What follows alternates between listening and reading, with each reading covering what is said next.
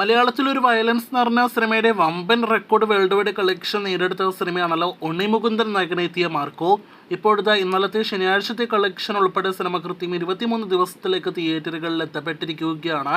23 ദിവസത്തെ world wide കളക്ഷനെ കുറിച്ചുള്ള റിപ്പോർട്ടുകൾ പുറത്തു വരുമ്പോൾ ഇന്നലത്തെ കളക്ഷൻ പ്രതീക്ഷ ലെവലിലേക്ക് എത്തപ്പെട്ടിട്ടില്ല എന്ന് തന്നെയാണ് ആദ്യം പ്രേക്ഷകരെ അറിയിക്കാനായിട്ടുള്ളത്. നേരത്തെ ഒരു ഘട്ടത്തിൽ ഇന്ന് ഞായറാഴ്ചത്തെ കളക്ഷൻ ഉൾപ്പെടെ 100 കോടി ഗ്ലോബൽ ബോക്സ് ഓഫീസ് കളക്ഷനിലേക്ക് മാർക്കോ എത്തപ്പെടുമെന്നാണ് കരുതിയത്.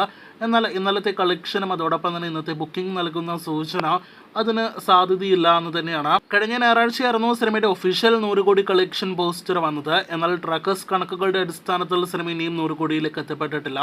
21 ദിവസത്തെ സിനിമയുടെ വേൾഡ് വൈഡ് ഗ്രോസ് 97 കോടി 40 ലക്ഷം രൂപയായിരുന്നെങ്കിൽ ഇക്കഴിഞ്ഞ വെള്ളിയാഴ്ച 58 ലക്ഷവും ഇന്നലെ ശനിയാഴ്ച 70 ലക്ഷവുമാണ് സിനിമ വേൾഡ് വൈഡ് ഗ്രോസ് ആയിട്ട് നേടിയെടുത്തിരിക്കുന്നത്. അങ്ങനെ ഇന്നലെ വരെയുള്ള സിനിമയുടെ വേൾഡ് വൈഡ് ഗ്രോസ് 98 കോടി 70 ലക്ഷം രൂപയാണ്. യഥാർത്ഥത്തിൽ ഇന്നലെ വരെ നേരത്തെ പ്രതീക്ഷിച്ചത് 99 കോടിയായിരുന്നു. എന്നാൽ ആ പ്രതീക്ഷ സിനിമ തെറ്റിച്ചിരിക്കുകയാണ്. അതിന്റെ പ്രധാനപ്പെട്ട കാരണം പുതുതായി തിയേറ്ററുകളിലേക്ക് എത്തിയ സിനിമകൾ തന്നെയാണ്.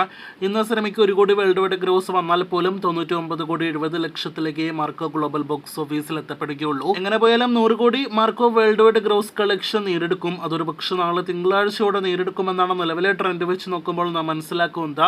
എന്തായാലും വൈകിയാണെങ്കിലും കാത്തിരിക്കാം സിനിമയുടെ അടുത്ത ഗ്ലോബൽ ബോക്സ് ഓഫീസ് കളക്ഷനായിട്ട്.